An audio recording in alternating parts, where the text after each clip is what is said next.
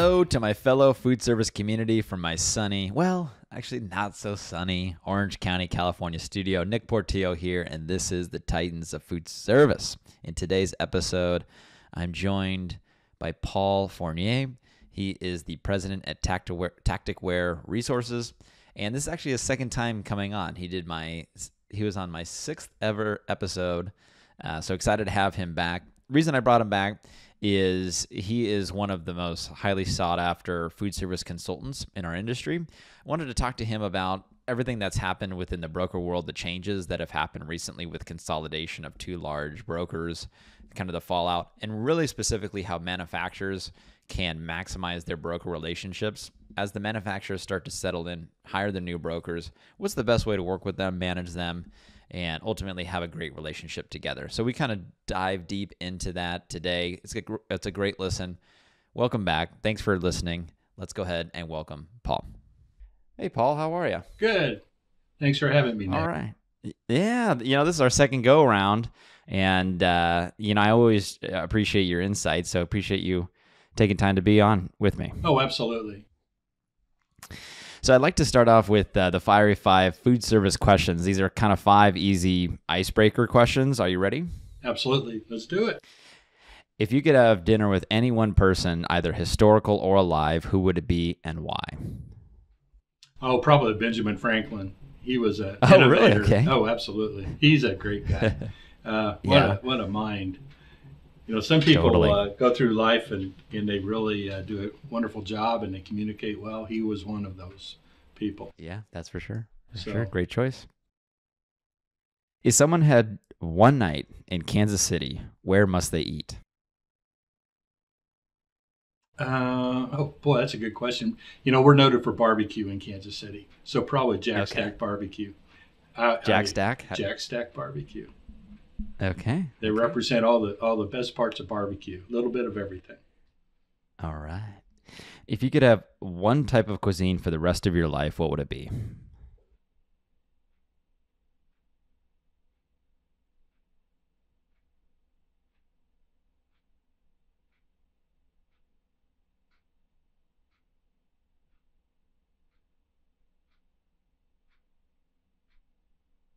Paul, can you hear me? I can. Oh, I don't know I said if you could only have one type of cuisine for the rest of your life, what would it be? Probably Italian. That's my That's nemesis. easy go. Absolutely. Yeah. Are there any foods or dishes you've wanted to try but haven't yet tried? I've become partial to some of the African cultural foods. I think they're pretty diverse and really interesting meals. So I had the opportunity to dine at an Ethiopian restaurant, and it was delicious, just wonderful. So, we all have different tastes, and it's nice to, have the opportunity to get to try some of those. For sure, for sure. Do you have a favorite food-related memory from traveling? Well, I travel extensively all over the globe, it seems, but probably Scotland had some great litcuisine and really down to home. The only thing I couldn't handle was the haggis, or I probably don't pronounce that right, but little strong. But there's a lot of great people all over the world. They all have certain things that they do like, things they don't like, and I try to blend into the culture wherever I go. Amazing. I've been to Scotland one time back in 2019, and that's actually where I proposed to my wife. We were like, let's go to Scotland and try it out, and it was a beautiful place. I mean, the people are so nice, and I actually did an Ancestry.com thing, and I always knew that I have Scottish in me, but I have a lot of Scottish, a higher percentage than I thought it was, maybe like 20 or 30% or something like that. My grandma, she's very Scottish on my dad's side, so I think he's like half Scottish, half Mexican. He's kind of an interesting mix, but and I always tell people, like, I have a lot of Scottish in me, but I don't look Scottish. But there you have it. Well, until you do the DNA, you don't know what you've got, But it kind of goes back to we're all a melting pot. It really doesn't matter. That's right. It's all about honor and integrity when you really look at it. Totally. Absolutely. Well, Paul, I wanted to bring you on today to talk about broker management. As you know, with the changes in the broker industry, with Key Impact joining with Waypoint to create action, there has been a lot of brands that are making that transition to action, and then there's also brands that are making the transition out and needing to find new broker homes. And once the manufacturer finds the proper broker for their business, then they have to manage and cultivate that relationship together. What are some initial ideas and steps that manufacturers should take once they start their relationship with their new broker? Well, that's a complex question. For a lot of manufacturers, the broker serves really three roles. One is, the brokers need to achieve their sales plan and objectives. And that's first and foremost, when you really dig into it. Secondly, the broker is responsible for local relationships with operators and distribution. And that's a major role. And third, the introduction of innovation. And that's what keeps the lifeblood going, in this industry is new products. And while some don't believe innovation is the purpose of brokers, I believe it is. And how we combine all those really sets the strength for the broker and who they call on. I believe in strategic accounts. It's impossible, you exist in LA. Well, you've got literally thousands of operator accounts. Well, how do you prioritize? You do it through strategic accounts. And by focusing on strategic accounts, you set the bar of excellence of where you're going to introduce your innovation. That's what manufacturers are looking for the most part. Now, to me, it's always one of the challenges is a professional approach. If you pay, a small amount of commissions, you get what you pay for. If you pay a large amount, you get what you pay for. And you have to be realistic in that expectation, I think, if you're a manufacturer. I think everybody strives to do the right thing every day. I think we're all good people in this industry. I've been in it for over 30 years. And, it's really about three things: honor, respect, and consistency. And if we do that, we're going to get good results. And this, the broker is really a unique part of the puzzle, because the brokerage is part of that relationship the manufacturer has with the end user and with local distribution. You're responsible for the training side, the relationships with distributors, salespeople. So you have a lot of roles, and sometimes it's very, very difficult for some brokers to assimilate all that and prioritize. But to me, that's the role we all play. That's how manufacturers work in the United States. You get outside of this country, it's a whole different game. But to me, it makes sense to have a really pragmatic approach to how we go to market, who we call on, and what we call on them with. I think that's the responsibility of the broker today. But I think it's up to the manufacturer to set those guidelines and expectations in place also. They need to know exactly where they want to go and how they're going to get there. What about when it comes to reporting and communication? Should the expectation be that the broker puts together some sort of report or a monthly call, communication? What do you think about that? I think 15 or 20 years ago, the reporting, maybe it was a necessary thing.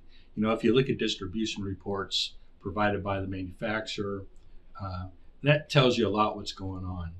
I think the monthly reports, for the most part, are busy time. They require a lot of effort, a lot of input, and is that really the best use of your time? To me, it's about looking at innovation. Were you able to establish, and I'm speaking about the broker, were they willing or able to establish innovation in the market?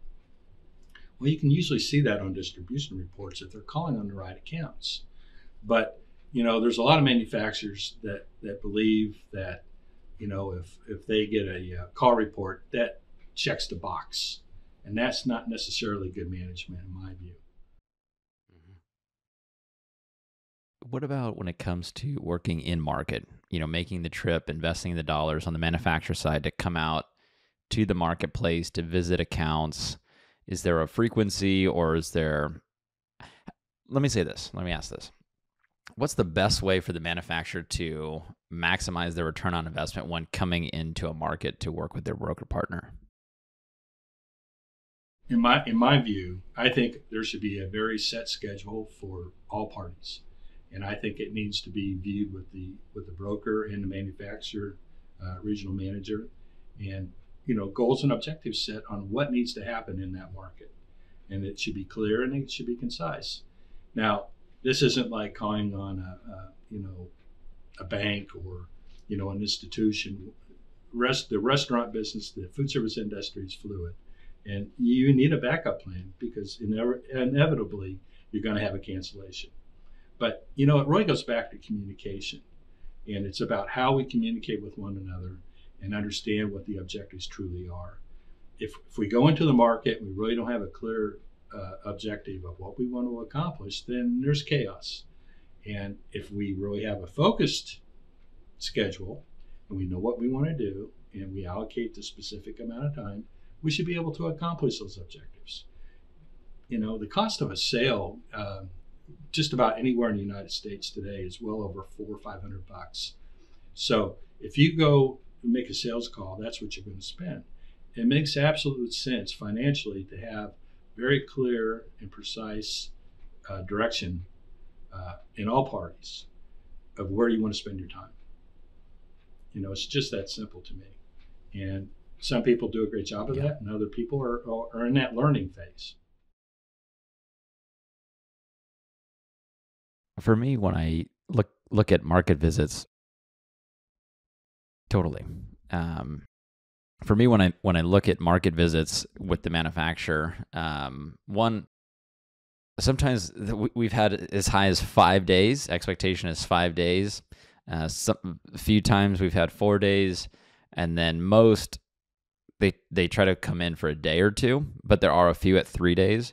We try to keep everybody within a day or two to kind of concentrate and maximize the time and quality of the calls.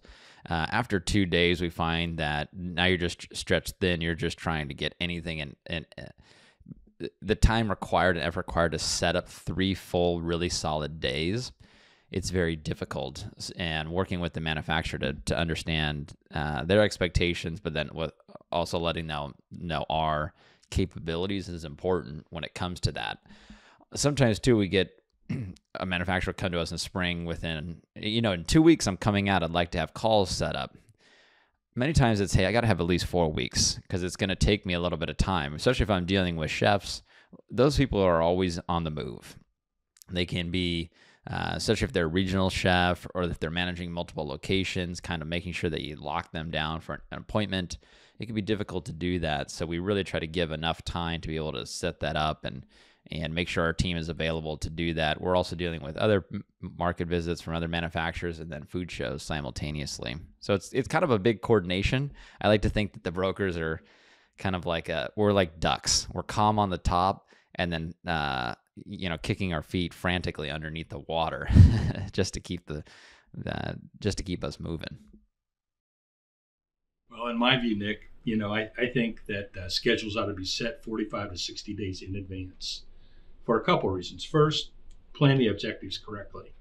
Second, if you're flying in, get your reservations made. You'll cut your airline fees in half by proper planning. Third, decide what accounts you want to go and be a participant if you're the manufacturer, and be very clear on your direction. To me, if a broker rep is responsible for setting those days up correctly with input from the manufacturer. Now, that also means that there should be consistent market engagement by a manufacturer. And that means that they should be in once a quarter. If they're a large manufacturer, maybe once every 6 months. You're in LA, you're a prime market across the United States. I can see your largest lines wanting to be a participant in that. And maybe it's 2 days.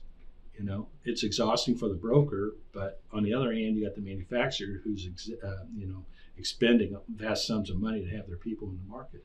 So there's a fine balance there, of what's going Typically, Mondays and Fridays are poor days to make calls, to be honest. They're travel days for a lot of people. So, for the most part, Tuesday, Wednesday, Thursdays make the most sense at the broker level. For the manufacturers, if you've got a regional sales manager traveling 5 days a week, that's pretty tough in this environment. I travel all the time, and it's hard to do that on a consistent week in, week out basis. So it really goes back to the center point of most everything that works with the manufacturer and the broker. It's quality communication. If we're all doing what we're supposed to do, and if we're all communicating, then let's find that balance and harmony and do it in a professional way. That's going to add more value to everybody's bottom line. Yeah, that makes sense. That makes sense. I always appreciate your perspective on these types of things.